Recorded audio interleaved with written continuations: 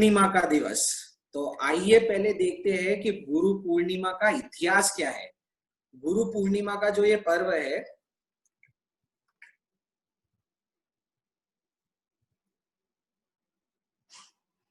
जी, गुरु पूर्णिमा, तो जैसा बोला गया गुरु पूर्णिमा एक पर्व है। पर्व यानी फेस्टिवल। तो गुरु पूर्णिमा फेस्टिवल होता था। तो यहाँ पे देखा जाता है कि भारतवर्ष, भारतवर्ष हम इतनी बार बता चुके हैं, हम इसे आर्य भूमि भी बोलते हैं। और भारतवर्ष के लिए विशेषता होती है कि इसे कर्म भूमि भी बोला जाता है। तो भारतवर्ष एक अलग यूनिक वर्ष है। अगर आप पूरे वर्ल्ड ओवर ट्रेडिशंस में देखोगे, या आध्यात्मिकता का बहुत ही समावेश है। तो पहले के टाइम में गुरु पूर्णिमा बहुत ही बड़ा फेस्टिवल हुआ करता था। आज जो दिख रहा है उससे भी भव्य रूप में गुरु पूर्णिमा का फेस्टिवल हुआ करता था। और आइए देखते हैं कि इसके पीछे का रहस्य क्या है, हिस्ट्री क्या है, कि गुरु पूर्णिमा जो है वो किस लिए मनाई जाती है। तो इसमें अलग अलग धारणाएं चलती है। तो हम सब धर्मों का विश्लेषण यहाँ पे करेंगे कि गुरु पूर्णिमा की इंपॉर्टेंस पूरे इंडिया में जैसे बताया जा रहा है, ये पूरे इंडिया का एक मेन फेस्टिवल था। तो पूरे भारतवर्ष का मेन फेस्टिवल क्यों था? क्योंकि हिंदुइज्म जो है, आइए देखते हैं हिंदुइज्म क्या कहता है। हिंदू धर्म में माना जाता है कि आज के दिन कृष्ण द्वापीना व्यास, यानी जो वेद व्यास जो थे, जो ऑथर ऑफ महाभारत है, जिनने महाभारत की रचना की, उन व्यास जी का जन्म जो है वो आज के दिन हुआ था। जैसे लिखा जा रहा है कि वो आज के दिन हुआ था, इसलिए हिंदू धर्म में आज के दिन को व्यास पूर्णिमा के नाम से भी जाना जाता है। अब ये वेद व्यास क्या थे? हम जानते हैं कि जो हमारे सामने महाभारत है, और कोरोना के टाइम में तो विशेषकर सब लोग इससे बहुत भली भांति परिचित हो चुके हैं। Everyone is known, even all the people in India. जैसे बताया जा रहा है कि पहले के टाइम में जो हाईएस्ट ग्रॉसिंग जो टीवी सीरियल था या सीरीज थी, उसे बोला जाता था गेम ऑफ थ्रोन्स। तो जो यंगस्टर्स हो गए वो बहुत जानते होंगे कि गेम ऑफ थ्रोन्स पहले इतना प्रचलित था, पर रामायण चालू की गई, महाभारत चालू की गई, स्पेशली रामायण। तो रामायण में देखा उसने जीओटी के सब रिकॉर्ड्स तोड़ दिए। तो उसके लिए काफी सारी मेम्स भी आई थी। तो ये इम्पैक्ट रहा है कि रामायण महाभारत से हम कहीं ना कहीं परिचित हो गए। तो इसमें से ही जो महाभारत है उसके जो रचयिता है वो है वेद व्यास। तो उन्होंने, वेद व्यास ने बहुत ही अपना योगदान दिया हिंदू धर्म के प्रति। उनने काफी सारी वैदिक स्टडीज की। तो पुराने टाइम में जितने भी वैदिक के अलग अलग सूत्र होते थे, चीजें होती थी, उनने उन सबको इकट्ठा करके 4 हिस्सों में डिवाइड किया, जिससे on the basis of their use, there characteristics, यानी उनके गुण धर्म के ऊपर, उनकी जानकारी के अनुसार जितना भी उनके पास जो लिटरेचर था उसको कंबाइन करके 4 पार्ट्स में डिवाइड किया। जो हमने बहुत सारी हिस्ट्री, हमारी जो स्कूल की हिस्ट्री है उसमें भी ये पढ़ने में आता है। तो हम जानते हैं कि 4 वेद होते हैं जो बहुत फेमस है, इंडिया में बोले जाते हैं। ऋग्वेद, यजुर्वेद, सामवेद एंड अथर्ववेद, ये 4 वेदा है। और ये वेद व्यास जी ने ये 4 वेद बनाए, यानी पूरे लिटरेचर को 4 हिस्सों में डिवाइड किया गया। और ये ही डिवाइडिंग जो उनने की, यानी यही 4 हिस्से जो उनने किए और इसको एडिट किया, उसके वजह से ही लिखा जा रहा है कि उनको ये नाम दिया गया व्यास का। व्यास का लिटरल मीनिंग होता है टू एडिट, टू डिवाइड। तो व्यास ने वो चीजों को डिवाइड करके हमारे सामने 4 वेदों को प्रस्तुत किया। और जो पुराण लिखे जाते हैं, जो पुराण बोलते हैं हिंदू धर्म में, उसको बहुत अभिप्राय दिया जाता है कि वो पुराण है, उसको 5वें वेद की तरह कंसीडर किया जाता है, वरना मेजरली 4 वेद होते हैं। तो गुरु पूर्णिमा का पहला क्या आ रहा है, हिंदुइज्म में इसे व्यास पूर्णिमा के नाम से जाना जाता था, क्योंकि वेद व्यास का आज जन्म हुआ था। अब नेक्स्ट हम देखते हैं कि हिंदुइज्म का एक और जो ब्रांच है जिसे हम बोलते हैं योगिक कल्चर, यानी जो योग सूत्र आते हैं, जो योगी होते हैं, हम यहाँ पे देखते हैं कि योगी होते हैं, वो योग धर्म में, योग का जो कल्चर है उसमें क्या कहा जाता है।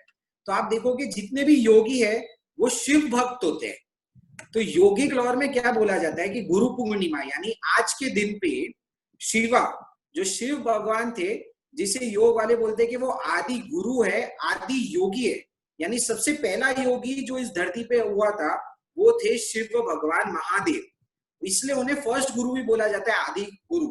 तो योगी कल्चर में स्टोरी होती है कि आज से 15,000 वर्ष पूर्व, 15,000 ईयर्स पहले, ये शिव यानी ये योगी हिमालय की धरती पर मिले गए, उत्पन्न हुए, कहां से आए किसी को खबर नहीं है। और जब ये साधना में बैठे थे, ये जो योगी जो 15,000 वर्ष पूर्व हिमालय में साधना में बैठा था, तो लोग उनके आसपास काफी एकत्रित होते थे, क्योंकि वो देखते थे ये जो योगी है, यानी जिसे शिव भगवान बोलते हैं, वो एक तक एक मुद्रा में बैठे रहते थे और उनके चेहरे पे अलौकिक प्रसन्नता थी। वो प्रसन्नता देख के, जैसा भी आज भी होता है ना हमारे यहाँ पे, अगर आपको कोई दिख जाता है कि कोई साधना में बैठा है और दिनों दिनों तक लगातार बैठा है, बिना खाए बिना पिए, और उसके सामने चमक दिखती है, तो भीड़ आजू बाजू उमड़ जाती है। ऐसे ही भीड़ वहां पे उमड़ी थी। पर ये जो योगी है, ये ना कभी आंख खोलते थे, ना कुछ बोलते थे। तो बहुत सारे लोग ये होते हैं ना कि दर्शन कर लिया पर ये कुछ बोल नहीं रहे, कुछ कर नहीं रहे, तो वहां से निकल लेते थे। तो बहुत सारे लोग आए और बहुत सारे लोग वहां से चले भी गए। पर 7 ऐसे लोग थे, यानी 7 ऐसे इंसान थे जो वहां के वहीं बैठे रहे, क्योंकि उनने वो देखा कि ये जो योगी है, इसके अंदर दिव्य प्रकाश आ रहा है। इस प्रकाश का रहस्य क्या है, क्या चीज है जो ये एक तक बैठ पा रहा है। क्योंकि आज तक किसी भी मानव ने ये चमत्कार नहीं देखा था कि बिना खाए बिना पिए एक तक बैठे रहना और फिर भी चेहरे पे ऐसी प्रसन्नता। तो इसके पीछे का रहस्य क्या है, ये सिर्फ वो इंसान कर सकता है जो भीतर की अपनी प्रकृति से दूर जा चुका है, कोई अलग डायमेंशन में पहुंच गया है, अलौकिक वर्ल्ड में पहुंच गया है। तो उनको वो जानकारी चाहिए थी। तो ऐसे 7 लोग वहां पे रुके। अब कहां यूं जाता है कि एक दिन शिव भगवान ने, यानी आदि योगी ने, अपनी आंख खोली सिर्फ थोड़े से टाइम के लिए। तो उनने आंख खोली और उनने देखा ये 7 लोग मेरे सामने बैठे हैं। तो ये 7 लोगों ने उनसे याचना की कि हमें भी ये समझना है क्या चीज है। तो उन्होंने आंख खोल के क्या किया, उनने उनको थोड़ी सी चीज बता दी, जो हम बोलते हैं ना प्रारंभिक प्रिपेरेटरी स्टेप। वो प्रिपेरेटरी स्टेप हल्के से बता दिए और उनने तुरंत अपनी आंख बंद कर दी। अब ये जो प्रिपेरेटरी यानी आरंभ के जो उनने सूत्र बताए कि क्या कार्य करना है, वो कार्य वो 7 लोगों ने करना चालू किया। अब वो कितने टाइम तक किया देखिए, ये सब अलग अलग हिस्ट्री हम देख रहे हैं। तो वो बोला जाता है 7 लोगों ने वो जो आरंभिक क्रिया दी थी, वो सिर्फ वीक्स तक, मंथ्स तक नहीं की, सालों सालों तक की। और कितने सालों तक की जा रही है, 84 साल, 84 ईयर्स तक उनने वो प्रारंभिक साधना की। 84 ईयर्स तक वो साधना कर रहे थे। उसके बाद आज का जो दिन है, गुरु पूर्णिमा का जो दिन है, उस दिन शिव ने वापस से अपनी आंख खोली और देखा ये जो 7 लोग हैं जो 84 साल से साधना कर रहे हैं, अब ये ऐसे फ्रेम ऑफ माइंड में आ गए हैं, इनकी रिसेप्टिविटी बहुत बढ़ गई है, यानी एकदम श्रद्धावान हो गए। अब ये कोई भी इंफॉर्मेशन को इजीली ग्रहण कर सकते हैं। तो आज ही के दिन, गुरु पूर्णिमा के दिन ही उनने अपना पहला उद्बोधन दिया। और यही 7 जन सप्त ऋषि के नाम से जाने गए, जिनने पूरे इंडिया में विचरण कर कर योग धर्म को, योग को फैलाया। तो ये थी योगिक धारणा। अब नेक्स्ट देखा जाता है कि बुद्धिज्म और जैनिज्म का पर्सपेक्टिव क्या है। तो बुद्धिज्म के वक्त बोला जाता है कि आज के दिन जो बुद्ध है, तो थोड़े टाइम पहले आपने देखा होगा बुद्ध पूर्णिमा गई थी। बुद्ध पूर्णिमा के दिन बुद्ध को एनलाइटनमेंट हुई थी। पर आज गुरु पूर्णिमा के दिन, आज के दिन वो ऐसा दिन है जब बुद्ध भगवान ने अपनी पहली देशना दी थी, यानी अपना पहला सूत्र बताया था उनके 5 शिष्यों को। उस सूत्र का नाम दिया जाता है धम्मचक्र पवतना सूत्र। धम्मचक्र पवतना सूत्र। ये सूत्र का जो कथन है वो उनने आज किया था और उनके 5 शिष्यों को दिया था। और आज ही के दिन उनका संघ जो है वो एकत्रित हुआ, स्थापित हुआ और उससे बुद्ध धर्म की प्रभावना चालू हुई। तो इसलिए बुद्ध धर्म में आज की बहुत इंपॉर्टेंस है और आज के दिन में ही उनने ये चीज की अपनी पहली देशना दी। अब आइए देखते हैं कि जैनिज्म का पर्सपेक्टिव क्या है। तो जैनिज्म के पर्सपेक्टिव में पढ़ने में कहीं ये आया कि जैन धर्म में बोला जाता है कि आज के दिन भगवान महावीर जो है, उन्होंने हमारे जो इंद्रभूति गौतम है उनको गंधर का पट दिया। गंधर हम सब जानते हैं, हमारे यहाँ पे 14 गंधर हुए और गंधरों को ही वो भार दिया जाता है कि भगवान ने जो वाणी बोली है उसको वो आगे फैलाते हैं। तो एक तरीके से हमारे यहाँ पे भी जो गुरु शिष्य की परंपरा है वो आज से चालू हुई, क्योंकि पहला गंधर अपॉइंट किया गया वो आज के दिन पे गया ऐसा पढ़ने में आया है, यथा जानकारी। तो ये पर्सपेक्टिव है बुद्धिज्म जैनिज्म का। बिल्कुल। और हमारे जैन धर्म में हाँ, ये सही बात है कि ये एक इंद्रभूति गौतम का हमारे वर्णन आता है, जो हमारे 11 गंधर्वों में से आता है, ये एक वर्णन आता है। बट अवश्य ही हमारे धर्म में गुरु को सर्वोपरि रखा गया है। अगर हम जैन धर्म की विशेषतर बात करते हैं तो आप उत्तरायण सूत्र के पहले अध्ययन को भी उठा के देखेंगे तो उसकी शुरुआत होती है विनय से और विनय किसका करें? गुरु का करें। अगर देव गुरु धर्म की कृपा नहीं रहेगी तो हम कहते हैं देव गुरु धर्म पे अगर आस्था नहीं रहेगी तो हमें सम्यक्त्व प्राप्त नहीं होगा। वहां पे भी सेंटर में गुरु को ही रखा, देव को यहाँ रखा, धर्म को यहाँ रखा, सेंटर में गुरु रखा, क्योंकि गुरु ही ऐसी तार है जो ये दोनों को जोड़ने वाली है। इसलिए भगवान ने अलग अलग जगह दैश्विकालिक सूत्र के 9वें अध्ययन में भी गुरु की सेवा को प्रथम पे रखा। ऐसी अलग अलग जगह सिर्फ गुरु कृपा पे ही पूरे हमारे जो धर्म की है, गुरु की आज्ञा है, उस पे ही हमने आगे बढ़ाया है। तो हम स्पेसिफिक डे एक तो ये कारण मानते ही हैं, बाकी ओवरऑल पूरे जिन धर्म में ही गुरु की महत्ता को एस्टैब्लिश किया गया है। और आपने हमारे यूटर्न के सेशंस में भी देखा ही है कि यूटर्न के भी हमने एक ही हमारे आपने ये आपको नमन की शर्ट दिख रही होगी, शायद थोड़ा पास ये आ जाएगा तो आप देखेंगे लोगों के ऊपर हमारा केवल एक ही वर्ड रहता है, हम हमेशा लिखते हैं गुरु कृपा से। तो हमारा पूरा जो यूटर्न ज्ञान सेशन जो हो रहा है वो गुरु की कृपा से ही हो रहा है। इसलिए हमारे कोई भी पोस्टर्स में, कोई भी जगह, हमारे आज तक के इतिहास में, हमारे 8-9 साल के इतिहास में कहीं भी हम कोई स्पेसिफिक संघ से जोड़ के, कोई संप्रदाय से जोड़ के, कोई पंथ से जोड़ के नहीं करते। हम सिर्फ एक ही ऊपर रखते हैं, गुरु कृपा। क्योंकि जब गुरु कृपा लिख दी तो भगवान जितने हमारे धर्मों के जितने गुरु है सबकी कृपा हम पे बरस रही है और सबके आशीर्वाद से ही हमारा यूटर्न के सेशंस हो रहे हैं। जी, तो बहुत ही बढ़िया पर्सपेक्टिव दिया। तो सबको आवाज आ रही है क्या? एक बार क्लियर आवाज आ रही है, क्योंकि नेटवर्क का आ रहा था इश्यूज। सबको आवाज आ रही है तो एक बार चैट बॉक्स में यस लिख दीजिएगा। हाँ आ रही है आवाज नमन भैया। आवाज आ रही है, ठीक है। और क्षमायाचना 14 गंधर मैंने बोल दिया था, वो 11 गंधर थे और उसका क्लैरिफिकेशन आ गया चैट बॉक्स में, फ्लो में निकल गया था तो और निपुण ने भी उसको करेक्ट कर ही दिया था यहाँ पे ऑलरेडी। और ठीक है, तो ये हमने देखा कि ये पर्सपेक्टिव है। अब ये धारणा बताने की क्या थी इंपॉर्टेंस, जब हम हिस्ट्री में देखते हैं तो आपने देखा होगा चाहे हिंदुइज्म हो, चाहे योगिक धर्म हो, चाहे बुद्धिज्म हो, चाहे जैनिज्म हो, कहीं ना कहीं आज का दिन उसकी इंपॉर्टेंस है। और आज के दिन में कॉमन अंडरलाइन जो फैक्टर दिख रहा है, एक जो कॉमन बेस दिख रहा है, वो ये दिख रहा है कि आज के दिन ही किसी ना किसी ने आज पहला उद्बोधन दिया, गुरु और शिष्य की परंपरा चालू हुई, अंदर का जो ज्ञान जो किसी ने महसूस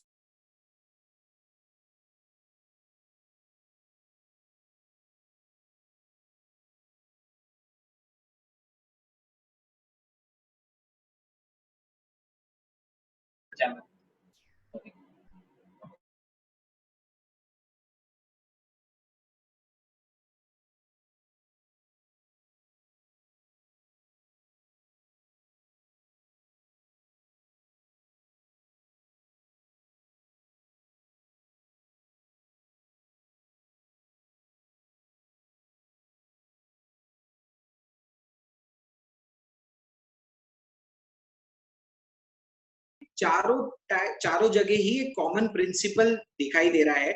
और जो हम पहले के सेशन में भी डिस्कस कर चुके हैं साइंस के टाइम में, जहां हमने बताया था सोलर एक्लिप्स के वक्त कि अमावस्या का, पूर्णिमा का, एक्लिप्स का क्या इंपॉर्टेंस होता है इन दिनों का।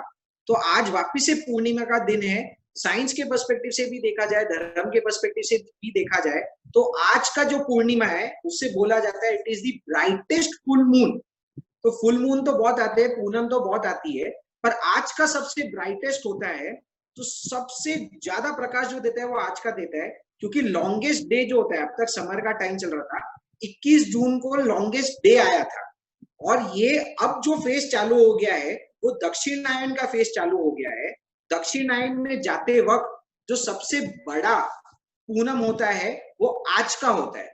तो ये पूर्णिमा की जैसे हमने देखी थी magnetic rays, magnetic vibrations, energy, तो आज कुछ ना कुछ तो ऐसा खास है कि आज के पूनम के दिन हमने देखा कि ज्वार भाटा उठता है, हमारी एनर्जीज भी पीक पे आती है।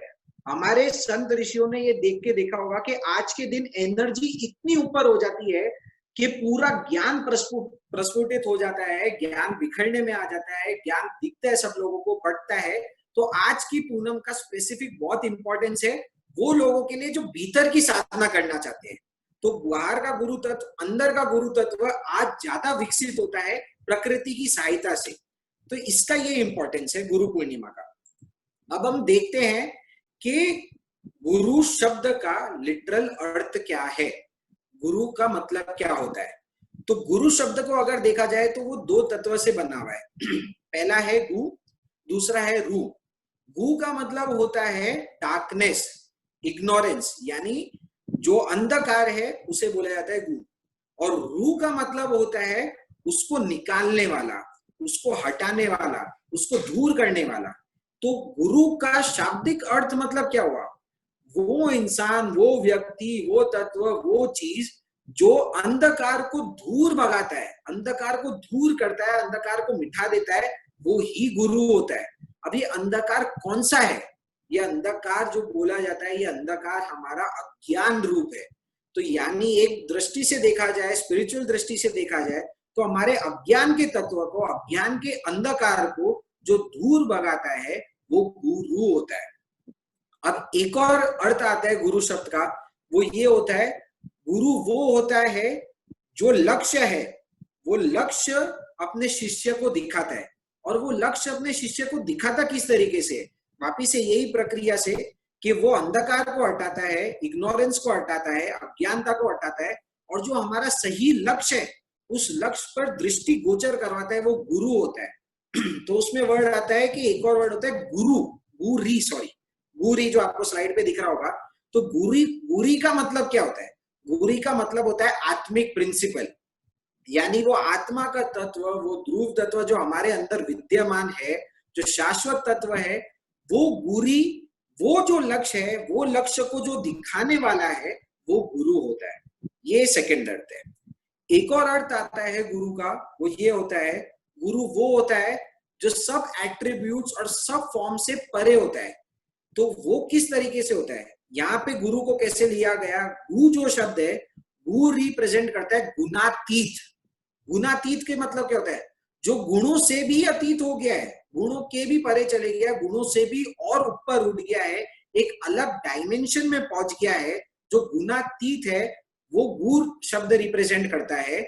और गुण जो बोले जाते हैं वेद धर्म में, जैसे हमने दिखा है, 3 गुण होते हैं, सत्व, राजस और तमस। हम बोलते हैं ना राजसिक खाना, तामसिक खाना, सात्विक खाना। तो ये 3 टाइप के गुण होते हैं। ये 3 गुणों से भी जो अतीत हो गया है, पर गुण में चले गया, शाश्वत गुण को जिसने प्रकट कर लिया है, वो गु शब्द का अर्थ आता है। और रू, रू यहाँ पे स्टैंड करता है रूपा वर्जित, यानी वो है जिसने रूप, रूप वर्जित मतलब जिसने रूप का वर्जन कर लिया है, यानी जो हम आकार बोलते, फॉर्म बोलते हैं, वो फॉर्म से परे हो गया है, वो आकार से परे हो गया है, यानी वो फॉर्मलेस हो गया है। अब ना उसकी कोई आकृति है, ना ही उसका कोई ढांचा है, वो रू शब्द का मतलब होता है। तो यानी गुरु कौन है, जो सब गुणों से अतीत है, सब गुणों से ऊपर उठ गया है, और वो इंसान जिसका कोई फॉर्म नहीं है, वो गुरु होता है। अब इसमें अगर हम डीप में, गहराई में जाके देखें, तो वो कौन सा ऐसा तत्व है जो गुणों से भी अतीत है और जो फॉर्मलेस है। तो देखने पे समझ में आता है कि एकमात्र हमारी जो आत्मा है उसमें ही वो गुण मौजूद है, सबके सब गुण उसके अंदर विद्यमान है, और आत्मा का जैसा कोई आकार नहीं होता, फॉर्मलेस होता है, वो गुरु तत्व होता है। इसलिए महाराज जी फरमाते हैं, आज ही महाराज साहब ने हमें सिखाया, श्रद्धेय प्रभुनंद जी महाराज साहब ने, कि 3 चीजें हमारे लिए पराई होती। 3 चीजें पराई किसे कहते हैं, पराई क्या होती है उसको, हाँ, अपना कौन है और पराया कौन है, ये टॉपिक है। तो आप समझ लीजिए, पराये को डिफाइन करने के लिए बता दिया। सबसे पहले चीज जिससे बेस ये बताया गया था कि हम ये क्यों समझ रहे हैं, आज गुरु भगवान ने बताया था कि जो अपना होता है उसका ही तो हम रक्षण करते हैं। ये निपुण मेरा भाई है तो मैं इसको क्या समझता हूँ, ये मेरा अपना है, इसके ऊपर कोई भी प्रहार करेगा तो मैं रक्षा करने की कोशिश करूंगा, मेरे माँ बाप के ऊपर करेगा, मेरे धन परिवार के ऊपर करेगा, यानी जो भी अपना है उसका रक्षण होता है, जो पराया उसका रक्षण नहीं होता। तो आज गुरु भगवान ने बताया तो हम ये जानते हैं कि अपना कौन है और पराया कौन है। तो निपुण आपको बताएगा कि ये अपने का परिचय क्या है, इसको कैसे पहचाना जाए। तो ये उत्तरायण सूत्र के 9वें अध्ययन में नमीराज श्री के अध्ययन में आता है, और वहां वो इंद्र उनसे चर्चा करने आते हैं, चर्चा करते हैं, उनकी परीक्षा लेते हैं कि तुम अपने महल को छोड़ के जा रहे हो, जिन पे तुम जो लोग तुम पे आश्रित है उनको छोड़ के जा रहे हो, वे सब तुम्हारे अपने, उनकी रक्षा करो। तो वहां पे नमिराज श्री बता रहे हैं, वो उनको उत्तर देते हैं कि अपना कौन है और पराया कौन है। उसको ही सीखते हैं हम कि पराया कौन होता है, जिससे क्षेत्र, देश और काल की जिससे दूरी होती है, वो होता है पराया।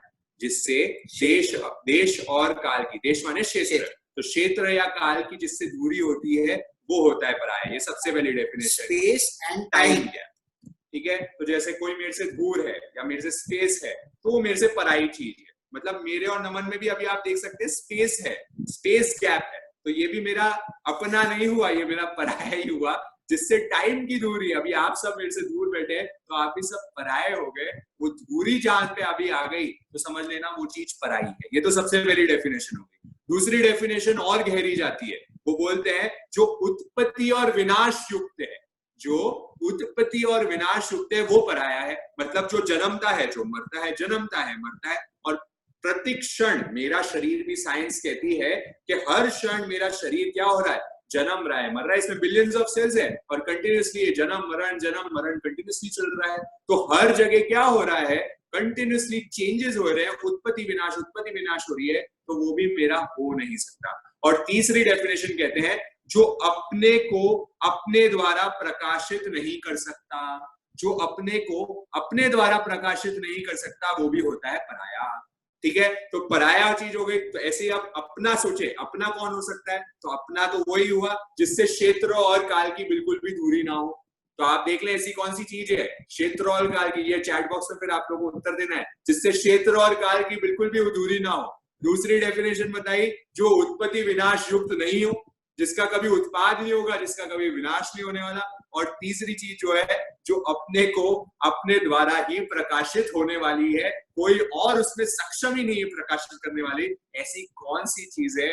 हाँ, सबका आंसर आ रहा है चैट बॉक्स में, धड़ाधड़। सब ज्ञानी आत्मा है यहाँ पे हमारे। तो आत्मा का प्रकाश आप सब में ज्योति जगी हुई है। आत्मा की ज्योति ही मेरा परम गुरु है, जो कि संतोष भैया ने भी अपने सेशन में लिया था। प्रतिक्रमण की जब हमने थर्ड स्टेज सीखी थी, जहां हमने वंदना की थी, जहां इच्छा में खमासनों के पाठ में हमने सीखा था कि जब मैं वैसे मुद्रा में बैठता हूँ, उकुड़ू आसन में बैठता हूं, तो मैं बाह्य गुरु का निमित्त लेके मेरे आंतरिक गुरु के तत्व तक पहुंचने की कोशिश करता हूं। नाभि तत्व से होते हुए मेरे परम, जो मेरा परम गुरु तत्व अंदर बैठा विद्यमान मेरी आत्मा है, वहां तक पहुंचने का प्रयास करता हूं। तो वो परम तत्व की आज यहाँ बात चल रही है, जो गुरु तत्व है। जी, बहुत ही बढ़िया। आज गुरु पूर्णिमा के दिन गुरु का अवसर हमें मिला और गुरु ने आज सुबह सुबह हमें इतना बढ़िया ज्ञान दिया, वो आपके साथ शेयर किया। और एक और लास्ट जो अर्थ है, तो जैसे निपुण ने आज बताया, और उसके ऊपर ये, तो ये आपने बहुत फेमसली सुना होगा, वेद धर्म या हिंदू धर्म का है। और बहुत सारे जो हम बोलते हैं ना, बहुत सारे सीरियल मूवीज, इसके अंदर ये बैकग्राउंड टोन में बहुत आता है। मेरे को तो बहुत अच्छा लगता था जब भी ये श्लोक पीछे बजता था, बहुत ही अच्छा है। तो उसमें बोला जाता था, गुरुर् ब्रह्मा गुरु विष्णु गुरुदेवो महेश्वरा गुरुर परम ब्रह्मा। ये आगे आता है उसका, और निर्वेद कुछ है आगे का, सॉरी मैं लास्ट का भूल गया। तो इसमें क्या बोला जाता है, गुरु ब्रह्मा गुरु विष्णु गुरु देवो महेश्वरा।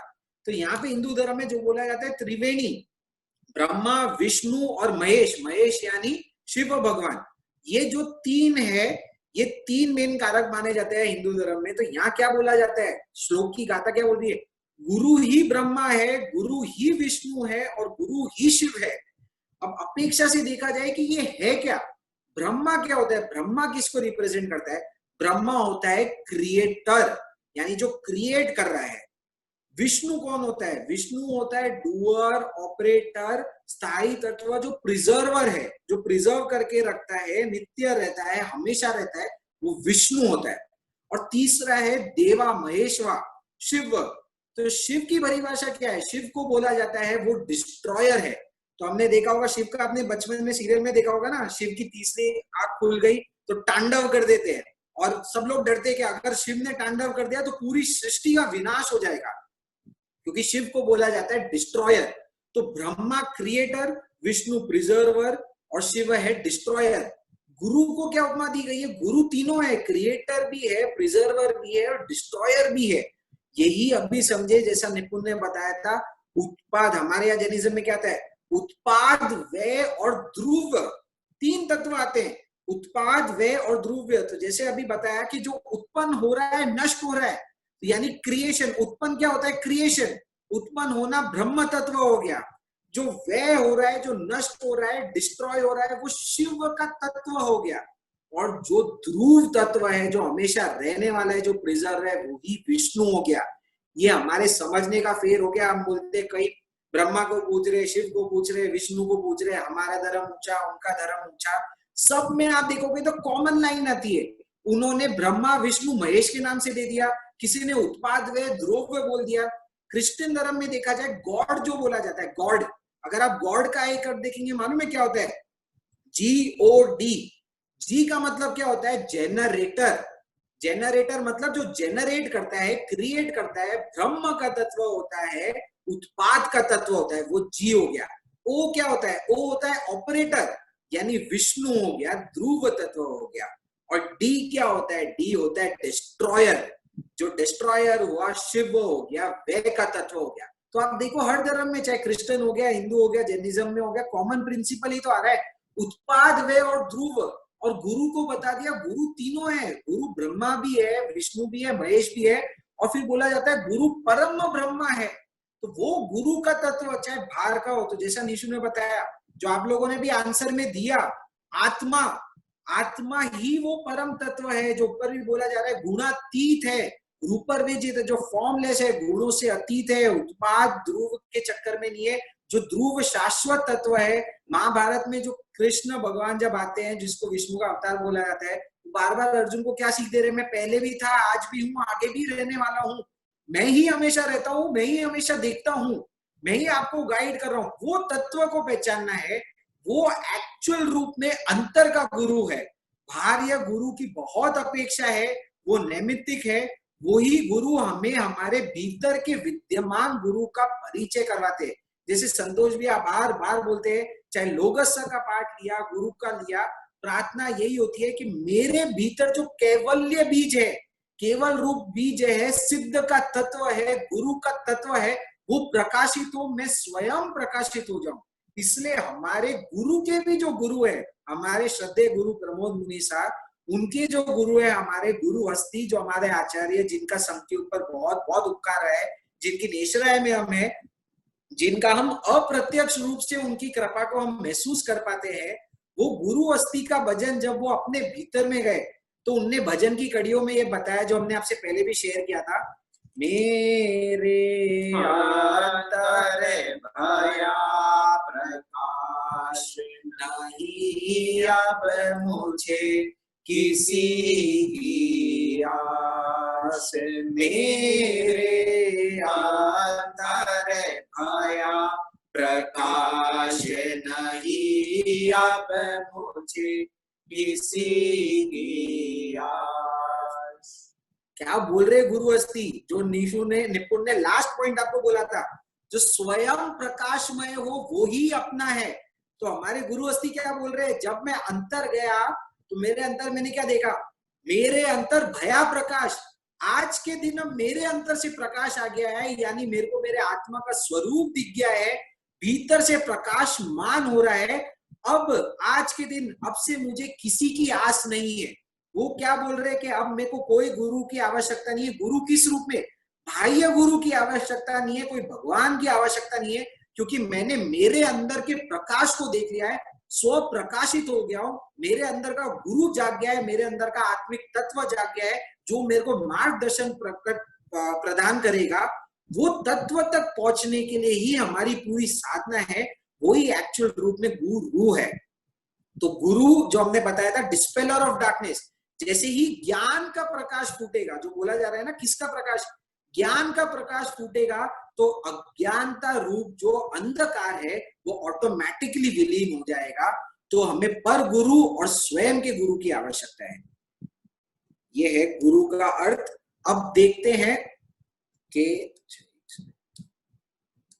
जी, तो यही गुरु में हम पहले एक और चीज शेयर करना चाहेंगे कि गुरु का जस्ट इंपॉर्टेंस बताने के लिए, ये हमने मीनिंग, विवेचन, बहुत अलग अलग रूप से गुरु के तत्व को जाना। अब हम देखते हैं गुरु का इंपॉर्टेंस क्या है। हम बार बार बोल रहे हैं, अब सब सोचेंगे स्वयं में ही गुरु है तो बाहर के गुरु का क्या करना है। नहीं, हम क्या बोल रहे हैं, बाहर के गुरु की तो आवश्यकता है, वही तो बता रहे, वही तो अंधकार को हटाएंगे।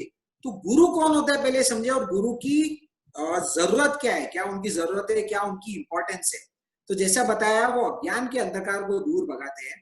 गुरु को बोला जाता है, एक तरीके से समझिए, मान लो आपको ट्रेकिंग पे जाना है, तो आपको हिमालय चढ़ना है या कोई पर्वत चढ़ना है, तो आप ट्रैक पे जाते हो या कोई भी डिस्टेंस पे अगर आप जाते हो तो आप मैप लेके जाते हो कि भाई कैसे कैसे जाया जा सकता है, कैसे कैसे हम जा सकते हैं। और एक होता है जिसने ऑलरेडी ट्रैकिंग कर रखी है, हम जितनी बार भी ट्रैकिंग पे जाते हैं, एक जो एक्सपर्ट होता है उसके साथ साथ चलते हैं, एक जो गाइड होता है उसके साथ साथ चलते हैं। क्यों चलते हैं, क्योंकि हम जिस जगह ट्रैक करने जा रहे हैं, यानी जो हम चढ़ाई चढ़ने जा रहे हैं, वो रास्ता हमें मालूम नहीं है, वो जगह हमें मालूम नहीं है। We are not familiarized with its territory, हम जानते ही नहीं कि वो क्षेत्र कैसा है, तो हमें कोई ना कोई मार्गदर्शक चाहिए। तो ऑलरेडी वो इंसान जो क्षेत्र पे बार बार जा चुका है, जो उसके हर जगह को जानता है, हम उसकी नेशराय में जाते हैं, वो बताता है राइट लेना है तो राइट लेते हैं, लेफ्ट लेना है तो लेफ्ट लेते हैं, बैठना है बैठ जाते हैं, उठना है उठ जाते हैं, क्योंकि वो क्षेत्र से भली भांति परिचित है। वैसे ही गुरु जो है, ये हो गया बाहर का क्षेत्र। हम बार बार बोल रहे साधना अंदर की है, अंदर में जाओगे तो गुरु का तत्व ऑटोमेटिकली आएगा, प्रकाश ऑटोमेटिकली आएगा। पर अंदर जाना कैसे, समझ में तो आ गया। ऐसा तो ही ना आंख बंद की और हम लोग अंदर चले गए और प्रकाश आ जाएगा। उसके लिए कितने पापड़ बेलने पड़ते हैं, तो क्या पापड़ बेलने पड़ते हैं, क्या तरीका है, क्या प्रोसेस है, ये कौन बता सकता है। जो ऑलरेडी प्रकाश में है, जिसने प्रकाश को पा लिया है, जिसने वो तत्व को जान लिया है, यानी वो टेरिटरी पे जिसने विहार कर लिया है, अंदर की टेरिटरी, इनर टेरिटरी पे जिसने विहार कर लिया है, वही विहारी, वही गुरु हमें मार्गदर्शन दे सकता है। तो गुरु की इंपॉर्टेंस कैसे है, वो लाइव मैप की तरह है। गुरु हमें बताते हैं कि मैं इस प्रक्रिया से अंदर गया और इस वजह से मेरे अंदर ज्ञान उत्पन्न हुआ, तुम भी ये तरीके से जाओगे, तुम्हें भी ज्ञान उत्पन्न होगा, क्योंकि ज्ञान तुम्हारे अंदर ही है, बाहर खोजने का विषय नहीं है। तो इसलिए गुरु की इंपॉर्टेंस है, क्योंकि वो हमारे प्रोसेस को बहुत शॉर्ट कर देते हैं, क्योंकि वो खुद जाके आए तो वो हमें रास्ता बता देते हैं। तो गुरु की इसलिए एक और डेफिनेशन दी गई। तो हम देखते हैं ना, आजकल तो बहुत चलन हो गया है गूगल की वजह से, कि हम पहले के टाइम में तो क्या होते थे, जितने लोग होते थे वो रास्ता ढूंढने जाते थे, वो कैसे जाते थे, वो याद रखते थे यहाँ पे ये चौराहा है, यहाँ से राइट लेना है, लेफ्ट लेना है, क्योंकि पहले जीपीएस नहीं हुआ करता था। पर आजकल के टाइम में क्या हो गया, जो बड़े लोग हैं वो भी छोड़ दिए, सबके पास मोबाइल है, जीपीएस लगाया, जीपीएस गूगल बाबा जो है वो आपको डायरेक्शन देता है। गूगल बाबा नहीं, वो तो लेडी है, वो आपको डायरेक्शन देते रहती है और बताते रहती है कहाँ जाना है। तो जीपीएस की सिस्टम की वजह से हम इजीली कहीं पे भी चले जाते हैं, क्योंकि एक मार्गदर्शक है। वैसे गुरु को क्या बोला जाता है, गुरु भी जीपीएस है। तो जीपीएस का मतलब क्या हुआ, गुरु पोजिशनिंग सिस्टम। तो गुरु का जो पोजिशनिंग सिस्टम है वो जीपीएस है। बाहर का जीपीएस गूगल है, हमारे भीतर की यात्रा का, हमें जो ये यात्रा पूरी करनी है, इसके लिए जो जीपीएस है वो हमारे गुरु है, उनके पास वो पोजिशनिंग सिस्टम है, वो हमें मार्गदर्शन देंगे। तीसरा ये होता है गुरु की एक और इंपॉर्टेंस क्या है, तो गुरु का हमने बार बार जो पढ़ा है, देखा है, सुना है और अनुभव किया है, वो ये होता है कि जीवंत गुरु यानी लाइव गुरु का बहुत इंपॉर्टेंस होता है।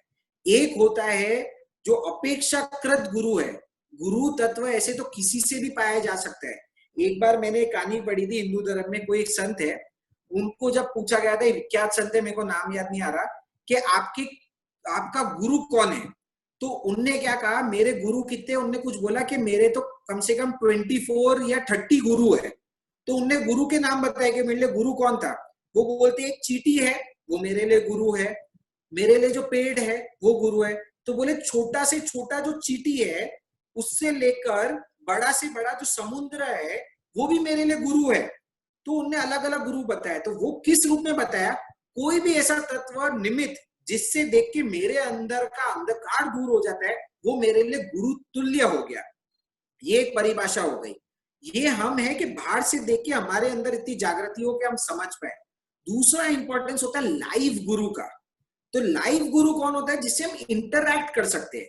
तो हम जो ये देखते हैं कि जितने यंत्र हो गए, तंत्र हो गए, चाहे हम मंदिर की चीजें ले लो, चाहे हम आगम की पुष्टि ले लो, कि हमारे पास बुक्स है, लिटरेचर है, हमारे पास मंदिर है, हमारे पास मूर्ति है, हम टेम्पल में भी क्या बोलते हैं, हम टेम्पल, हमारे साइंस ऑफ टेम्पल का सेशन रह गया था, उसमें हम क्या बोलते हैं, मंदिरों में भी आपने क्या सुना है, चाहे जैन मंदिर हो चाहे बाहर का मंदिर हो, एक चीज क्या बोली जाती है, ये मंदिर की मूर्ति में प्राण प्रतिष्ठा की गई है। प्राण प्रतिष्ठा मतलब प्राण, प्राण को उसके अंदर डाला गया है जो आपको गाइड करता है। तो एक तो होता है कि हमने कोई आकार लिया, उसके अंदर प्राण को प्रतिष्ठित किया, वो एनर्जी आपको गाइड करेगी। तो जब भी हम मंदिर में जाते हैं तो उसके अंदर जो प्राण प्रतिष्ठा की गई है, यानी एनर्जी, शॉर्ट में बता रहा हूं मंदिर की साइंस क्या है, एनर्जी सेंटर है। कि हम जब मंदिर में जाते हैं, वो भगवान की मूर्ति को देखते हैं, उनके अंदर प्राण प्रतिष्ठित किया गया है, उनके अंदर इतनी एनर्जी डाली गई है कि वो एनर्जी ऑटोमेटिकली हमसे कम्युनिकेट होती है और हमारे स्पिरिचुअल प्रोसेस को स्टार्ट कर देती है। तो मंदिर को एक टाइप से क्या बोला जाता है कि ये पब्लिक चार्जिंग प्लेस है। हमारी बैटरी कभी भी डाउन हो जाती है, मंदिर में जानते हैं पावरफुल एनर्जी सेंटर है, वहां जाके हम रिचार्ज हो जाते हैं और हमारा धर्म का वातावरण ऑटोमेटिकली मानस में आ जाता है। पर यही देखिए, पर मंदिर में क्या है, हम सिर्फ याचना करके आ सकते हैं, पर हम क्वेश्चन आंसर नहीं हो सकता। हमें पब्लिक चार्जिंग प्लेस बोला गया है। अब आप सोचो, हमारा जो ये आज का सेशन है, या हम जो प्रोफेशनली करते हैं, मैं और निपुण, हम काउंसलिंग करते हैं, कोचिंग करते हैं, तो एक तो होता है जो हमने पब्लिकली अभी आपको बोल दिया, तो हमने जनरल जनरल कॉन्सेप्ट बताए, आपने समझ लिए और हर इंसान अपने हिसाब से धारण करेगा। पर जब हम जिज्ञासा समाधान करते हैं लास्ट में, तो आपने देखा होगा प्राइवेटली होता है, कोई इंसान हमें क्वेश्चन पूछता है, उसका हम आंसर देते हैं। अब उसका द्रव्य क्षेत्र काल भाव, उसके तत्व अलग हो गए, हमें उसके हिसाब से उसको गाइड करना पड़ेगा, जिसे हम बोलते हैं कस्टमाइज्ड ऑफरिंग, यानी प्राइवेट सेशन। तो कस्टमाइज ऑफरिंग प्राइवेट सेशन कहां से होगा, जब आपके पास एक जीवंत गुरु होगा। वो जीवंत गुरु एक इंसान ही हो सकता है, इसलिए गुरु की बहुत इंपॉर्टेंस है, गुरु की खोज की इंपॉर्टेंस है। मंदिर, मस्जिद, आपके जो जितने ओशन के तत्व हो गए, बाहर के निमित्त हो गए, सब गुरु रूप है, सब गुरु तुल्य है। पर अगर एडवांस्ड लर्निंग चाहिए तो कोई एक ऐसा बंदा ढूंढे जिससे हम जब हमारी परीक्षा करते हैं, वो हमारा नेचर देख के, हमारा नर्चर देख के, हमारे तत्वों को देख के हमें गाइड करेंगे। कि मैंने लोगों के लिए तो बताया कि तपस्या करनी चाहिए, तो हमने जैसे एक सेशन में लिया था, किसी का तपस्या का डाउट हुआ था, तो किसी ने बोला था कि ये तपस्या बहुत करते, बेले बेले तेले तेले, पर इनके अंदर का गुस्सा जा नहीं रहा है, तो ऐसी तपस्या करके फायदा क्या है। और फिर ये सोचते कि हम बहुत धार्मिक है। तो अब हमने ये बताया था कि इसलिए गुरु की इंपॉर्टेंस है। गुरु के पास जब आप जाके तपस्या पचकते हो, गुरु ये देखता है कि अगर इसने तपस्या कर ली तो इसका अहंकार जाग जाएगा। तपस्या इसके लिए साधन रूप अभी नहीं है, मुझे इसे कोई दूसरा साधन देना पड़ेगा। तो वो मना कर देगा, तपस्या मत कर, तू ये कोई सेवा का काम कर ले, क्योंकि इसके अहंकार को तोड़ना है। तो ये गुरु की लाइव इंपॉर्टेंस होती है। जैसे मेरे लिए, मैंने बताया था प्राइवेट जिज्ञासा में, कि मेरे लिए ज्ञान सीखना या रिसर्च करना बहुत इजी है, क्योंकि मेरे को बहुत मजा आता है इंटेलेक्चुअल चीज में। और अगर मेरे को बोल दिया जाए कि तपस्या करूं, मैं नहीं करूंगा, पर ज्ञान वाली चीज में मजा आएगा। अब मैं गुरु के पास जाके जब बोलूंगा मेरे को आगे बढ़ना है, तो गुरु मेरे को ज्ञान की चीज नहीं बोलेंगे, गुरु मेरे को बोलेंगे सेवा कर, क्योंकि वो जानते हैं सेवा करना मेरे लिए बहुत हार्ड है। पर अगर मैं सेवा करूंगा तो मेरा अहंकार कम होगा, और अगर मैं ज्ञान ज्यादा प्राप्त करूंगा तो मैं कहीं अहंकारी नहीं बन जाऊं। तो इसलिए गुरु हमें प्राइवेट मार्गदर्शन देते, सबको अपना कस्टमाइज तरीका बताते, इसलिए जीवंत गुरु की बहुत इंपॉर्टेंस है। अब हम नेक्स्ट देखते हैं कि गुरु का विवेचन कैसे किया गया है।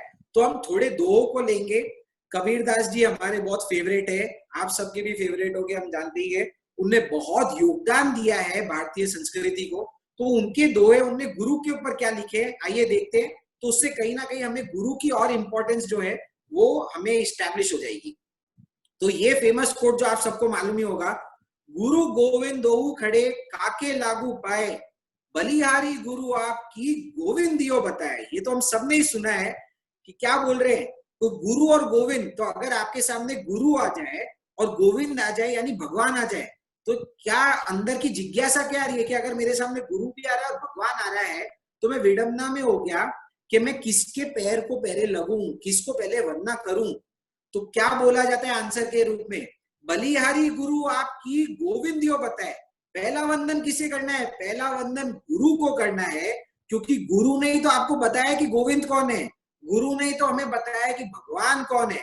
तो इसलिए यहाँ पे क्वेश्चन आता है जो हम कॉमन में काफी बार लेते हैं। अगर आप देखोगे नवकार मंत्र जो हमारा जैनिज्म का है, तो अगर आपने गौर किया होगा, हम इसमें बहुत इंपॉर्टेंस देते हैं।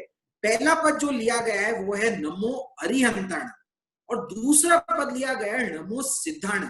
अब हमने इतनी बार ज्ञान चर्चा में देखा है उत्कृष्ट कौन है, सबसे जो परम फर्स्ट लेवल के जो साधक है, जो मेन है, वो है हम बोलते सिद्ध भगवान। सिद्ध भगवान यानी जिनने सब कर्मों का शेयर कर लिया, जो मोक्ष में चले गए, यानी वो सबसे टॉप लेवल पे है। पर जब हमारा नवकार मंत्र बोल रहे हैं तो हम सिद्ध को पहला वंदन नहीं कर रहे, नमो यानी नमस्कार, तो पहले नमो सिद्धानम क्यों नहीं लिया गया? ये जिज्ञासा अंदर से आती है कि जब सिद्ध टॉप लेवल के है तो भी हमारी पहली वंदना सिद्ध को नहीं जाती है, हमारी पहली वंदना अर्यंत को क्यों जाती है? क्योंकि अर्यंत को तो अभी सिद्ध होना बाकी है, ही स्टिल इनकम्प्लीट, पर उस भाव में वो कंप्लीट हो जाएंगे, तो हम इनकम्प्लीट को पहले क्यों कर रहे हैं? तो उसमें लॉजिक यही आता है कि अर्यंत भगवान ने ही हमें सिद्ध का स्वरूप बताया है, तो वो लॉजिक दिया जाता है कि हमारे निकटतम उपकारी यानी हमारे जो क्लोजेस्ट उपकारी है वो है अर्यंत भगवान। अर्यंत ने ही हमें सिद्ध का स्वरूप दिया है, इसलिए हम पहली वंदना उनको देते हैं, जो हम बार बार बता चुके हैं, ग्रैटिट्यूड। ग्रैटिट्यूड लाना है, कृतज्ञता भाव लानी है, कृतज्ञता उसकी लानी है जो हमें परिचय कराए। वही यहाँ पे कबीरदास जी भी सेम कह रहे हैं, गुरु को पहले वंदना करो क्योंकि गुरु ने आपको गोविंद का स्वरूप बताया है। तो ये गुरु की इंपॉर्टेंस है और यही अर्यंत और सिद्ध का लॉजिक है। अब नेक्स्ट देखते हैं, गुरु बिन ज्ञान ना उपजे, गुरु बिन मिले ना मोक्ष, गुरु बिन लिखे ना सत्य को, गुरु बिन मिटे ना दोष। तो क्या कह रहे हैं कबीरदास जी? गुरु बिना हमें ज्ञान मिलना कठिन है और गुरु के बिना हमें मोक्ष भी नहीं मिल सकता है। गुरु के बिना सत्य की जो पहचान है वो भी असंभव है और गुरु के बिना ही जो दोष निकालने का प्रोसेस है वो मुश्किल लगता है। तो क्या बताया गुरु को? गुरु ही आपको ज्ञान देगा, गुरु ही आपको मोक्ष ले जाएगा, गुरु ही सत्य का प्रकाश करवाएगा और गुरु ही आपके दोषों को निकालेगा। इसलिए गुरु की महिमा बहुत है।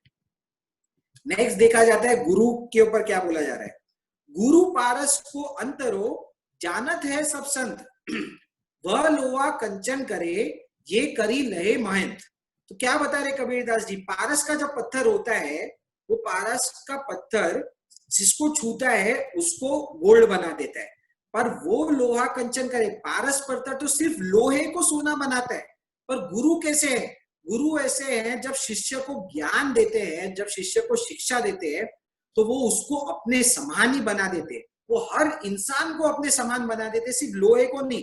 जो भी उनका शिष्य बनता है, जो भी ग्राहक है, जो भी जिज्ञासु है, उसको वो अपने समान बना देते हैं। तो गुरु पारस पत्थर से भी ऊपर की चीज है ये। और ये भी आप सब लोगों ने सुना होगा, हमने सुना हुआ है, ये तन विष की बेल री गुरु अमृत की कान, शीश दिया जो गुरु मिले तो भी सस्ता जान। ये मेरा फेवरेट गोद है कबीरदास जी का, जो बहुत अच्छा लगता है। क्या बता रहे? ये तन तो विष की बेल रही है यानी जहर का पिटारा है, और गुरु कौन है? गुरु तो अमृत की खान है, गुरु हमेशा अमृत की वर्षा करते हैं। इसलिए गुरु के लिए क्या बोला जाए? शीश दियो जो गुरु मिले तो भी सस्ता जानना। क्या बोला जा रहा है? अगर आपको आपका शीश काट के भी देना पड़े दक्षिणा में और उसके अवज में, उसके रिटर्न में अगर आपको गुरु मिलता है तो भी सस्ता जानना उसको। तो इसलिए हम देखते हैं, वो हमने जो उदाहरण पढ़ा है, एकलव्य है, जब उससे द्रोणाचार्य ने दक्षिणा में मांगा तो उसने अपना अंगूठा तक काट के दे दिया। बोले अगर मेरे अंदर गुरु तत्व मिल रहा है तो ये अंगूठा भी काम करनी है, मैं दक्षिणा में दे दूंगा। वैसे ही अगर आपका शीश भी दिया जाता है और फिर आपको गुरु तत्व मिल रहा है तो भी इसको सस्ता सौदा समझना, इतना बढ़िया सौदा है ये। फिर जो हम देखते हैं नेक्स्ट, कबीर ते नर अंध है गुरु को कहते और, हरि के रूटे ठौर है गुरु रूटे नहीं ठौर। तो यहाँ पे कबीर जी क्या कह रहे हैं कि वो मनुष्य नेत्रहीन है, अंधा के समान है, जो गुरु के महत्व को नहीं जानता। जो हम यहाँ पे डिस्कस कर रहे हैं, जिसने गुरु के महत्व को नहीं जाना उसको कबीरदास जी कह रहे हैं वो अंधे के समान है, वो अज्ञान है। वो आगे जाके क्या बोल रहे हैं, एक बार का अगर भगवान भी आपसे रूठ जाए ना तो भी चलेगा, पर अगर गुरु अगर आपसे रूठ गए तो आपको कहीं ठौर नहीं मिलेगा। ठौर मतलब क्या होता है? कहीं स्थान नहीं मिलेगा, कहीं जगह नहीं मिलेगी। भगवान रूठ गए चलेगा, गुरु से मत रूठना, गुरु नहीं रूठने चाहिए। वरना हम कहीं पे भी हमें स्थान नहीं मिलने वाला है ये चरण में। अब लास्ट में क्या कह रहे हैं, सब धरती कागज करूं, लिखन सब बन रहा है, सात समुद्र की मासी करूं, गुरु गुण लिखा ना जाए। अब हम जो गुरु के गुणगान कर रहे हैं, शॉर्ट में कबीरदास जी ने क्या बोल दिया, गुरु का गुणगान करना पॉसिबल नहीं है। पूरी धरती पे जितने कागज है, अगर उसका कागज बना लिया जाए, पूरे धरती पे जितने वन है अगर उसका पेन बना लिया जाए, और फिर भी मैं गुरु की महिमा को लिखूं तो भी वो कम पड़ जाएगा। गुरु की महिमा इतनी है, गुरु की इंपॉर्टेंस इतनी है, गुरु की क्वालिटीज इतनी है, ये एक सेशन तो बहुत कम पड़ सकता है। जितने सेशन, कबीरदास जी क्या कह रहे हैं, सेशन छोड़ो, पूरे धरती का कागज और पेन लिख के भी मैं लिखते रहूं तो भी वो कम पड़ जाएगा। गुरु की इतनी महिमा है, गुरु की इतनी इंपॉर्टेंस है, तो ये गुरु की इंपॉर्टेंस को दर्शाता है। अब हमने ये देखा कि जब गुरु का मतलब क्या है, गुरु की इंपॉर्टेंस क्या है, तो स्वाभाविक क्या आता है, अब तो हमें अंदर से जिज्ञासा होगी, जिनके पास गुरु है बहुत बढ़िया बात है। अब तक जिनके पास अपने लाइफ में कोई गुरु नहीं है, उनके लिए आज का सेशन है गुरु पूर्णिमा का। अब नेक्स्ट क्वेश्चन ये आता है कि गुरु की इतनी इंपॉर्टेंस है तो मैं गुरु की खोज कैसे करूं, हाउ टू फाइंड द गुरु, गुरु को कैसे देखा जाए, गुरु किसे बनाया जाए। तो उसके लिए कबीरदास जी क्या कहते हैं, आइए देखते हैं। कबीरदास जी ने एक और लिखा है, बहुत ही बढ़िया दुआ, जाति न पूछो साधु की, पूछ लीजिए ज्ञान, मोल करो तलवार का, पड़ी रहन दो म्यान। क्या कह रहे हैं कबीरदास जी, क्या अलौकिक साधक हो गए। क्या बोल रहे हैं, गुरु को अगर आपको ढूंढना है, जाति न पूछो साधु की, साधु को जाके ये मत पूछना आप भाई साहब श्वेतांबर हो, दिगंबर हो, तेरापंथी हो, स्थानकवासी हो, मंदिर मार्गी हो, मूर्ति पूजक हो, आप जैन हो, बुद्ध हो, ईसाई हो, सिख हो, क्या हो, जाति मत पूछो किसी की भी। जिसको भी अगर आपको गुरु बनाना है, जिस साधु को, उसका ज्ञान पूछ लेना। ये मत देखना कि वो मुस्लिम है, क्रिश्चियन है, सिख है, जैन है, बुद्ध है, हम सिर्फ जैनिज्म की बात नहीं कर रहे। उस इंसान का ज्ञान जाके पूछना कि हे भगवान, मेरे को मेरे परम तत्व को जानना है, मेरे को मेरे अंदर का अंधकार हटाना है, आपके पास उसके क्या सोल्यूशन है, क्या प्रोसेस है, वो ज्ञान मेरे को बताइए। वो ज्ञान पूछना, वो ज्ञान अगर आपको जिस भी इंसान का, जिस भी साधु का सबसे बेस्ट लगेगा, उसको ही गुरु बनाना, चाहे वो कोई जाति का हो। अगर आप जन्म से भले ही हिंदू बनो, जैन गुरु अच्छा लग रहा है तो जैन बनाओ, जन्म से जैन बने हो पर अगर कोई हिंदू गुरु का ज्ञान अच्छा लग रहा है उसको बनाओ। ज्ञान सही होना चाहिए, जो हम बार बार 3 फोकस भगवान ने बताया, सम्यक ज्ञान, सम्यक दर्शन, सम्यक चारित्र, ये 3 तत्व होने चाहिए। इसलिए हम जैनिज्म की ज्यादा प्ररूपना करते हैं, क्योंकि यहाँ हमारे भगवान में हम देखते हैं कितना चीज बताइए, राइट नॉलेज जिसके पास हो, राइट विजन जिसके पास हो और राइट इंप्लीमेंटेशन जिसके पास हो, वही सच्चा साधु है, वही निर्ग्रंथ है, वही संत है। ऐसे ही इंसान को, ऐसे ही निर्ग्रंथ साधु को गुरु तुल्य है, वही गुरु बनाने योग्य है। जिसमें क्वालिटी दिखती है उसको बनाना, क्योंकि कबीरदास जी क्या कह रहे हैं, मोल करो तलवार का, पड़ी रहने दो म्यान। वो क्या बोल रहे हैं कि अगर जो वॉरियर है उसको युद्ध पे जाना है तो वो तलवार उसके लिए सबसे बड़ा शस्त्र है, क्योंकि तलवार से ही वो सबको परास्त कर पाएगा। तो कबीरदास जी एनालॉजी के रूप में क्या बोल रहे, जब आपको तलवार चाहिए तो आप क्या करते हो, एक तलवार आप लेने जा रहे हो तो बहुत तलवार आती है म्यान में, म्यान बोलते हैं तलवार का कवर, जो पैकेज होता है। तो बाहर से आप देखोगे तलवार का जो पैकेज है बहुत अच्छा है, बहुत एनग्रेविंग है, बहुत सुंदर है, बहुत कलर है। तो कबीरदास जी क्या कह रहे हैं, भाई अगर युद्ध पे जाना है तो बाहर का जो म्यान है, कवर है, उसके ऊपर फोकस मत करो, अंदर की तलवार को निकालो और उसको देखो उसकी धार क्या है, क्योंकि वो धार ही आपके शत्रुओं को परास्त करेगी। उस हिसाब से ही वो बोल रहे हैं, गुरु को देखने जा रहे हो तो उनका रंग रूप मत देखो, चरित्र मत देखो, संग मत देखो, बाहर की म्यान को मत देखो, उसके अंदर रहे वे ज्ञान को देखो, उसकी धार को देखो, उसकी तीक्ष्णता को देखो। अगर गुरु तीक्ष्ण होगा, वो आपके अंदर के अंधकार को भेद देगा, उनके ज्ञान से आपको प्रकाश में बना देगा, अंदर रहे हुए शत्रुओं को हटा देगा। अरिहंत भगवान को हम क्या बोलते हैं, अरिहंत का मतलब क्या होता है, अरिहंत, अरिहंत मतलब अरि यानी दुश्मन और हंत यानी destroyer, destroyer of enemies, destroyer, वही हंत यानी डिस्ट्रॉयर, राइट। तो अरि होता है एनिमीज और हंत होता है डिस्ट्रॉयर, यानी जिसने शत्रुओं का विनाश कर दिया है वही अरिहंत भगवान है।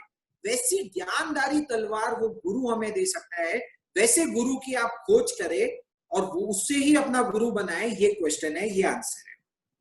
सो नमन ने आपको बहुत सुंदर तरीके से बता ही दिया है कि जाति न पूछो साधु की, कैसे बता रहे हैं कि अंतर के भीतर के ज्ञान को अगर प्रकट करने वाला कोई गुरु मिल जाए, और मैं आपको कह दूं कि आज के समय में शुद्ध संत सदगुरु मिलना बहुत बहुत दुर्लभ बात है, और अगर ऐसा योग मिल जाए किसी को तो वो समझ लेना उसकी अत्यंत पुण्यवानी का दर्शक है।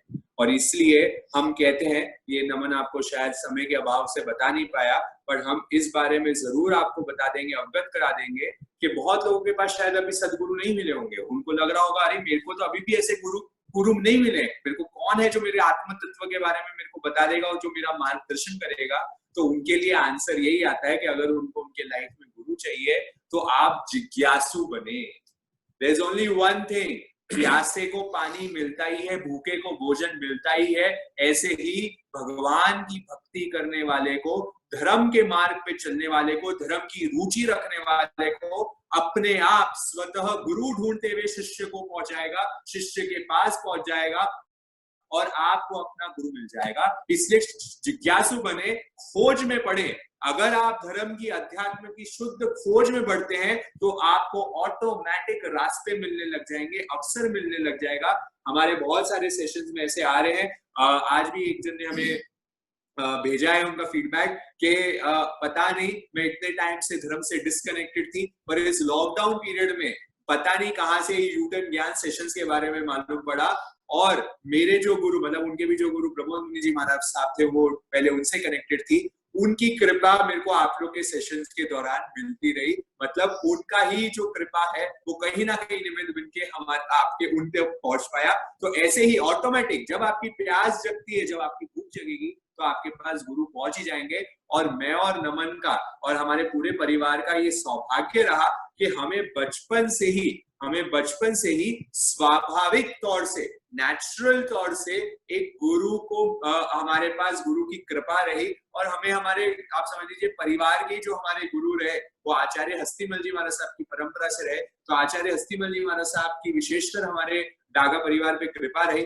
और आगे जाके आचार्य हीराचंद जी महाराज साहब का जब 2002 में हमारे मुंबई में चातुर्मास हुआ, जो चातुर्मास कल से प्रारंभ हो ही गया, बहुत लोगों को मालूम ही है। इसलिए भी गुरु पूर्णिमा की महत्व है, क्योंकि ये चातुर्मासिक चौदस के बाद पहला जो दिवस आता है वो गुरु पूर्णिमा है। मतलब हमारे धर्म की आराधना करने के लिए बड़ा सर्वोत्तम समय आज से शुरुआत हो रही है। इसलिए भी गुरु पूर्णिमा की महत्वता बताते हैं। और वहां पे आचार्य श्री हीराचंद जी महाराज साहब की अनंत कृपा हम दोनों बालकों पे, जब हम 10-12 वर्ष के थे, और वो टाइम उन्होंने अपने मुखारबिंद से, वो इतने बड़े आचार्य होने के बाद भी उन्होंने खुद प्रत्यक्ष रूप से हमें एक एक पाठीकरण सिखाई, सामायिक की विधि सिखाई, प्रतिगमन की बातें सिखाई। उनकी अनंत कृपा की दृष्टि में श्रद्धेय प्रमोद मुनि जी महाराज साहब ने हमारी देखरेख रखी, और उनकी निष्ठाएं में हमने ज्ञान सीखने का अवसर प्राप्त हुआ, जो कि आज दिन तक भी विशेषतर प्रमोद मुनि जी महाराज साहब की आप लोग, हम लोग बार बार हम नाम कहते ही हैं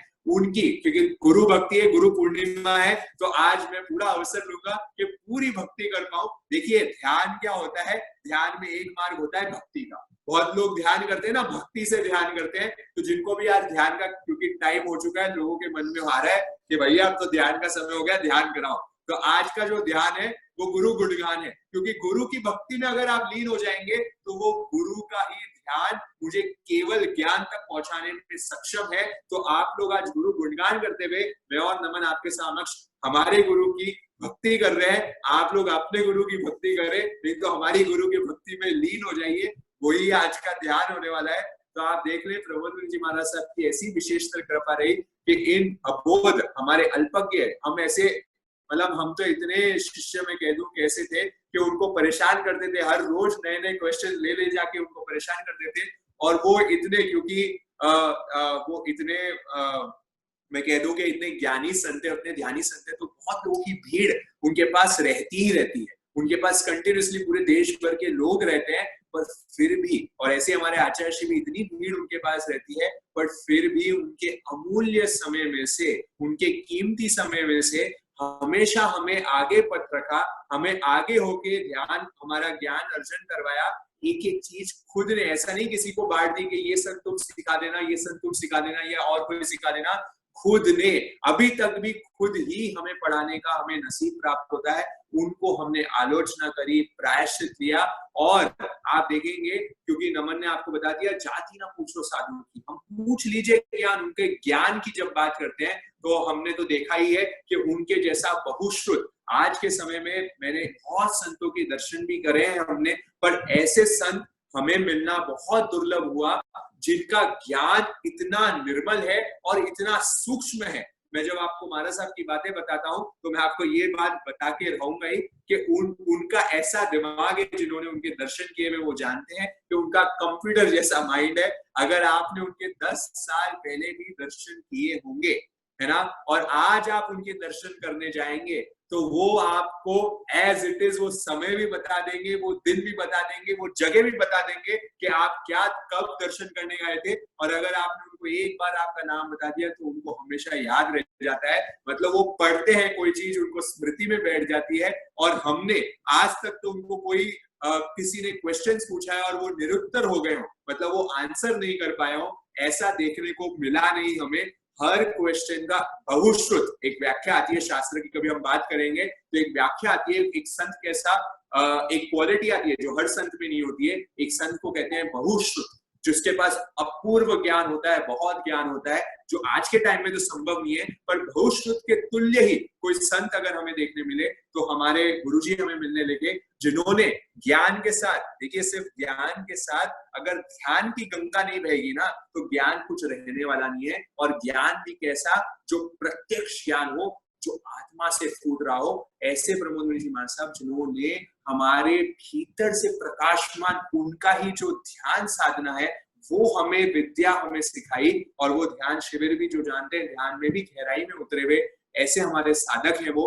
तो ध्यान की और प्लस उनकी विशाल जो माइंडसेट है, माइंडसेट के बारे में आपको बताएंगे कि सबसे बेस्ट क्वालिटी जो है गुरु की, जो हम बार बार बताते हैं कि हमने गुरु से जो हमने सीखा है, उनका मूल मंत्र जो जीवन का है वो है गुण दृष्टा। गुण दृष्टा बनो, सिर्फ एक ही चीज बोलते हैं, जो इंसान दिखता है, जो चीज दिखती है उसका सिर्फ गुण देखो। क्योंकि वो बोलते हैं हर इंसान में, जैसे आज निपुणी वहां पे बता रहा था महाराज साहब की, उधर एक डाउट आया था तो उन्होंने बोला था थियोरी ऑफ ऑपोजिट्स, यानी जहां गुण है वहां अवगुण हमेशा होगा, जहां अंधकार है वहां प्रकाश हमेशा ऐसा होगा। सिर्फ एक सिद्ध भगवान ऐसे है जो परम विशुद्ध अवस्था में है, बाकी सबके अंदर किसी ना किसी रूप में, कुछ ना कुछ रूप में तो दोष मिलेगा ही। अगर गुरु में भी खोजने जाओगे तो उसमें भी कोई ना कोई इम्परफेक्शन मिल जाएगा। गुरु ये बोलते हैं, बोले तेरे को अगर चाहिए तो तुम मेरे अंदर भी, ये तो तेरा राग है, आसक्ति है, इसलिए मेरे दोष नहीं देख पा रहा है, पर जिस दिन तेरी मति फिरेगी तो मेरे अंदर भी दोष निकाल सकते हैं, क्योंकि ये मानव स्वभाव है। क्योंकि मैं तो खुद दोष का पिटा रहा हूँ। और हमने गुरु जी की एक और देखी है जो उनकी नोबिलिटी है, बार बार ये बोलते हैं, जो हमने सेशन में भी लिया, मैं छोटा बच्चा हूँ, मैं दोषों का पिटा रहा हूँ, ताकि उनके कहीं भी अहंकार नहीं आए। हमने वो चीज सीखी, गुण दृष्टा जो हम डिस्कस कर रहे थे, तो उनकी कृपा रही। मैं सोचता हूँ कि अगर वो गुरु नहीं मिलते तो क्या होता। बचपन से उनने गुण दृष्टा में क्या बताया है, क्या ब्रॉड माइंडसेट होगा वो गुरु का, आप सोचिए। एक होते हैं कि बहुत, जो हमने यहाँ पे देखा है प्रचलन में, कि कट्टरवादी हो जाते हैं हम लोग हमारे धर्म में। जैसे हिंदू है वो हिंदू को पकड़ लेगा, सिख है सिख को पकड़ लेगा, इस्लाम है इस्लाम को पकड़ लेगा, जैन है तो सिर्फ हम ही राइट है बाकी सब रॉन्ग है। ये हम राइट है बाकी रॉन्ग है, इस वजह से तो वाद विवाद होता है। जैनिज्म में भी 3-3 4-4 ट्रेडिशन। जब हम छोटे बच्चे थे हमें यही डाउट आता था, हम भगवान को पूछते थे कि भगवान, जब भगवान ने एक ही टाइप की वाणी बताई है, धर्म तो एक ही होना चाहिए ना। तो ये जैनिज्म में भी कोई श्वेतांबर है, हम उपति पहनते हैं, कोई उपति नहीं पहनता है, कोई पूरी पहनता है, कोई आदि पहनता है, ये है क्या? हमें तो खुद कंफ्यूज हो जाते हैं।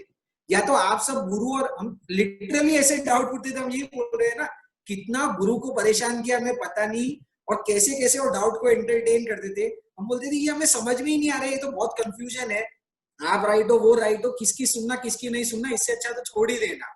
तो गुरु क्या बोलते थे, गुरु ने बताया गुण दृष्टा का गुण उन्होंने बताया, उनका क्या ब्रॉड होराइजन था। उन्हें कभी भी ये नहीं बोला कि हम सानावासी परंपरा के तो हम ही राइट है, हम ही चीज सही है। उनने अपना पक्ष रखा।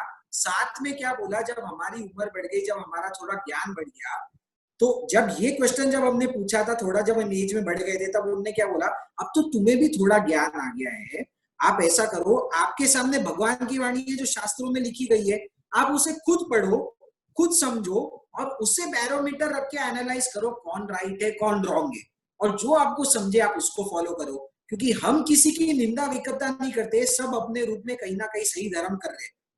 तो उनका ब्रॉड माइंडसेट की जो बात करें, ब्रॉड माइंडसेट में उन्हें जो जहां की चीज अच्छी लगती थी होती थी। हमने जो बार बार यहाँ पे एग्जांपल लेते हैं, हमने कितनी बार बता रखा है कि विजय रत्न सुंदर सुरेश्वर जी, जब हम आपसे बुक के नाम भी शेयर करते हैं तो आपने देखा होगा कितने बार वो मंदिर के संतों की है। हमें ये बुक कहाँ से उपलब्ध हुई, कभी आपने सोचा? अगर हम स्थानकवासी में तो हम सिर्फ हमारी बुक ही पढ़ते, हमारे गुरु हमें मंदिर मार्गी संतों के भी बताते, तो जो हो गया मंदिर मार्गी विजय रत्न सुंदर सुरेश्वर जी, हमें दिगंबर संतों के आचार्य विद्यासागर जी की, उनकी भी बताते, तेरापंथी जो हो गए आचार्य महाप्रज्ञ हो गए, महाश्रमण जी हो गए, यहाँ पे बहुत सारे महाश्रमण जी वाले तेरापंथी वाले लोग भी है, क्योंकि हम देखते हैं सेशन के शुरुआत में जब आप ओम अरहम बोलते हैं तो हमें समझ में आ जाता है कि आप भी हो, मंदिर मार्गी भी है। तो ऐसे सब जगह की महाराज साहब ने हमें चीजें उपलब्ध करवाई, बोला देख उनने ये चीज बोली कितनी अच्छी बोली, उनने ये बोली कितनी अच्छी बोली, उनने ये नहीं बोला मेरे गुरु ने जो बोला आचार्य अस्ति बोल रहे वो ही सही है, हमारे गुरु, जहां उनको जो चीज अच्छी लगती है। और ये तो छोड़ो, ये तो फिर भी सब जैन हो गए, जो उनको नॉन जैन भी दिखते हैं, हिंदू ट्रेडिशंस, जो हमने आपके साथ एक बार बुक याद हो तो हमने एक टॉपिक बताया था यथार्थ गीता, हमने महाभारत को जो समझा यथार्थ गीता है, ऐसे अलग अलग लिटरेचर उन्होंने शेयर किए, उसके पीछे उनका उद्देश्य क्या था। पर उसके पहले वो क्या बोलते थे, अपने फाउंडेशंस को स्ट्रॉन्ग करो, सबसे पहले चीज क्या सीखो, सबसे पहले चीज सीखो, स्वमत देखो, और उसमें मेन फाउंडेशन प्रिंसिपल होते हैं ना, वो बोले वो कॉमन होते हैं, वो चीज रखनी जो हमने बताया था, सम्यक ज्ञान, सम्यक दर्शन, सम्यक चारित्र, ये तीन तत्वों को स्ट्रॉन्ग कर लो।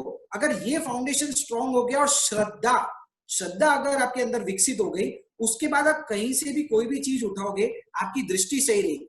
यहाँ पे आपने देख रखा है, चाहे निपुण सेशन लेता है, मैं सेशन लेता हूँ, हम कितनी एनालॉजीज देते हैं, कितने एग्जाम्पल देते हैं बाहरी जगत के, साइंस के, वो साइंस भी जब हम देखते हैं तो हमें धर्म दिखता है।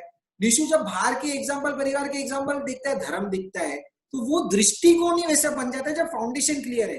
फिर वो ज्ञान कहीं से भी आ रहा हो, किसी भी रूप से आ रहा हो, जो वो बड़े संत ने बोला कि मेरे लिए समुद्र भी गुरु है, मेरे लिए छोटी सी चींटी भी गुरु है, हर अवसर, हर निमित्त, हर चीज आपके लिए गुरु तुल्य हो जाएगी, ज्ञान हो जाएगी। वो ब्रॉड होराइजन होना चाहिए, और वो ब्रॉड होराइजन हमारा किस लिए हुआ, हमारे गुरु की देन है। अगर उनने हमारे अंदर कट्टरता का बीज डाल दिया होता तो आज ऐसा लगता है कि हम शायद पूर्ण रूप से विकसित नहीं हो पाते। तो ये उनका बहुत एक मेन पॉइंट लगता है हमारे लिए मंत्र होना चाहिए, गुरु एक सेवा अनेक, है ना। एक गुरु अवश्य ही बना लीजिए। अभी तक जिनके भी गुरु नहीं है, खोज में चले, और खोज में जाके, हमने पहले भी बता दिया, जिनका गुरु नहीं उनका जीवन शुरू नहीं, और अध्यात्म में तो बिल्कुल भी शुरू नहीं। और कोई ऐसा सोच ले कि बिना गुरु के ही मैं मंजिल को पहुंच जाऊंगा, मेरी नैया पार हो जाएगी, तो ऐसा होने वाला नहीं है। इसलिए गुरु का सहारा ले, उनके मार्गदर्शन में अपनी साधना करें, और वो गुरु को अपना मार्गदर्शक बनाते हुए साधना में जब आप आगे बढ़ेंगे तो कठिनाई भी आएगी, परेशानी भी आएगी, पर जब गुरु पे समर्पण हो जाता है तो एक भक्ति मार्ग में जो हम कहते हैं, बस गुरु को समर्पित कर दो अपना जीवन, अब वो उसकी रिस्पॉन्सिबिलिटी है कि वो आपको क्या करेगा, वो आपकी नैया को पार लगवाएगा। आप तो फुल समर्पण में चल जाइए, भक्ति में डूब जाइए, तो भक्ति से ही शक्ति मिलेगी और तभी हमें मुक्ति मिल पाएगी। तो इसी के साथ हम इसमें जैसे बताया था, गुरु की खोज, जो निपुण ने बोला था, प्यास, एक तो है गुरु की बाहर की खोज कर रहे हैं, उसके लिए मेन फैक्टर क्या है, अंदर की प्यास जागे। वो प्यास जागने के लिए ही हम इससे एंड करते हैं। तो इसको एनालॉजी के रूप में हमने एक जगह पोस्टर देखा था, गुरु पूर्णिमा जब पहले आई थी, तो एक में पोस्टर बताया था, उसकी ही संतोष बिहार ने हमें गाथा में बताया, प्यास का क्या बोला गया, जब प्यास लगती है, यानी आपको जब सांस लेनी है, मान लो सांस लेने के लिए किसी को बोलना नहीं पड़ता है, आपको अंदर मालूम है, अगर आपको जीवंत रहना है तो आपको सांस लेनी है, बॉडी ऑटोमेटिकली रिएक्ट करके मुंह खोलेगी। अगर आप नाक बंद कर दोगे, हमने आपको एक्सपेरिमेंट कराया था ना, नाक बंद कर लो, कितनी देर तक कंट्रोल हो रही है। अगर आप नाक भी बंद करोगे, आपको जिंदा रहना है ना, मुंह ऑटोमेटिकली खुल जाएगा सांस अंदर लेने के लिए, क्योंकि जब अंदर तड़फन जागती है ना, बॉडी कोई भी रास्ता ढूंढ लेती है, ऑटोमेटिकली आ जाती है। तो सांस तो क्या है, सांस तो बाहर ऑलरेडी थी, वो तो अंदर आने को ही रेडी है, आपने ब्लॉकेज कर दिया। आप आपका मुंह बंद कर दोगे, आप आपकी नाक बंद कर दोगे और फिर दोष दोगे कि सांस नहीं आ रही है। ऐसा नहीं है। आपको तो क्या करना है, सिर्फ प्यास जगानी है, आपके दरवाजे खोल देने हैं। जैसे ही नाक और मुंह खोला, सांस तो हर जगह फैली थी, वो अंदर आ जाती है। इसलिए ही ये कड़ियों से हम एंड करके फिर आगे निकलेगा, जो संतोष भैया का बताते हैं ये एग्जाम्पल से। आनंद स्रोत बह रहा, आनंद स्रोत बह रहा, क्यों उदास है। अचरज है जल में रह के भी मछली को प्यास है। अचरज है जल में रह के भी मछली को प्यास है। उठ ज्ञान चक्षु खोल के तू देख तो जरा, उठ ज्ञान चक्षु खोल के तू देख तो जरा। जिसकी तुझे तलाश है वो तेरे पास है, जिसकी तुझे तलाश है वो तेरे पास है। गन्ने में जो मिठास, फूल में सुवास है। गन्ने में जो मिठास, फूल में सुवास है। बस उस तरह ही आत्मा में परमात्मा वास है। बस उस तरह ही आत्मा में परमात्मा वास है। क्या बता रही है भजन की कड़िया? आनंद का स्रोत तो बह रहा है। मछली अगर समुद्र के अंदर है और वो बोले कि मैं प्यासी रह गई, तो हमें कितना अचरज होगा, कितना आश्चर्य होगा। मछली को अगर प्यास लग रही है तो उसको करना क्या है, जो हमने बताया, सिर्फ मुंह खोलना है। पानी तो चहु और है, पानी अंदर आ जाएगा। तो अचरज है कि मछली जल में रहते हुए भी प्यासी कैसे रह सकती है। इसलिए आगे जाके वो जो जिनने भी भजन बताया वो क्या बोल रहे हैं, जो हमने यहाँ डिस्कस किया, उठ, अब उठ जा, अब उठ के अपने ज्ञान चक्षु को खोल दे। जैसे गुरु अस्थि भीतर गए, प्रकाश हुआ, उठ ज्ञान चक्षु खोल के तू देख तो जरा। तेरे को जिस चीज की तलाश है, यानी तेरे को गुरु की तलाश है, तेरे को ज्ञान की तलाश है, तेरे को प्रकाश की तलाश है, वो स्वयं तेरे अंदर ही है, वो यही है। और उसके लिए वो समझा रहे, गन्ने के अंदर जो मिठास है वो उसके अंदर ही है। फूल के अंदर जो खुशबू है वो ऑटोमेटिकली स्वाभाविक तौर पे उसके अंदर ही है। वैसे ही हम जो परमात्मा की खोज कर रहे हैं, हम सोच रहे हैं भगवान कहीं दूसरी जगह है, मोक्ष कहीं बाहर है, हेवन कहीं बाहर है। वो परमात्मा का वास हुई आत्मा के अंदर ही है। हमें ज्ञान चक्षु को खोलना है, बाहर के गुरु को ढूंढ के, बाहर के गुरु का निमित्त लेके अंदर के गुरु को प्रकट करना है। जो संतोष भैया बोलते हैं, हमारे अंदर का कैवल्य बीज सिद्ध तत्व को उत्पन्न करके हम भी हमारे आत्मा के अंदर परमात्मा वास की अनुभूति करें, जिज्ञासु बने, पिपासु बने। गुरु स्वतः आपके पास चल के आएंगे, गुरु की कृपा ऑटोमेटिकली आपके ऊपर बरसेगी। यही चीज गुरु पूर्णिमा का आज का दिन है। खुद को एनर्जाइज करे और अंदर से ये भावना डाल दे, तीव्र प्यास डाल दे कि गुरु मेरे को मिल जाए किसी भी रूप में, किसी भी तरीके से। वही आज के दिन हमें भावना करनी। बस आंखें बंद करके 2 मिनट स्तुति करेंगे और फिर आज के सेशन की समाप्ति की ओर हम आगे बढ़ेंगे। वंदना तेरी गुरु, करता हुआ धर भाव से, नित्य समता ये धार के, बढ़ता रहूं निज आत्म में, जीने आज्ञा में हो हे प्रभु, बढ़ता रहूं मैं हर कदम। ये भावना ही शून्य हो, अब पूर्ण हो ये जन्म। कृतज्ञता से शीश मेरा झुकता है ये चरण में, है रोम रोम पुलकित मेरा आपके गुणों के कान में, बस आप जैसा बन सकूं वह शक्ति मुझको दीजिए, सब दुखों का अंत हो ऐसी कृपा अब कीजिए, ऐसी कृपा अब कीजिए। ऐसे ही आप सभी जनों की भी कृपा हम पे ऐसे ही बरसते रहे, क्योंकि हमारे बाबा साहब हमेशा फरमाते हैं, वो कहते हैं जितने लोगों को आप पढ़ाते हैं वे सभी आपके गुरु होते हैं, क्योंकि आप लोग की वजह से कुछ ना कुछ ज्ञान का स्वाध्याय हमें करने को मिलता है और खुद के भीतर के भावों को जगाने का अवसर प्राप्त होता है। तो आप सभी यूटर्न के पार्टिसिपेंट्स जो भी हमें लगातार ये लास्ट 3 महीने से सहकार दे रहे हैं, सपोर्ट कर रहे हैं, ये आप सभी गुरु तुल्य है। इसलिए आप लोग की कृपा, आप लोग का जो आशीर्वाद है वो हम सब पे बरसता ही रहे और हमारे आचार्य भगवान गुरु हस्ती, गुरु हीरा, श्रद्धेय प्रमोद मुनि जी महाराज साहब और अनंत गुरु भगवान पंच परमेष्ठी भगवान, इन सभी साधु संतों का निरंतर आप पे, हम पे, सब पे कृपा उनकी बरसती ही रहे। ऐसी मंगल भावना के साथ बोलने में कुछ भी त्रुटि हुई हो तो बारंबार क्षमा याचना, और आप सब हमारे साथ जुड़े हुए हैं तो सबके लिए बहुत बहुत आभार। तो अब जिज्ञासा अगर किसी की है तो जिज्ञासा के राउंड पे हम आगे बढ़ेंगे। बाकी आज के सेशन की समाप्ति है। अगले सेशन हम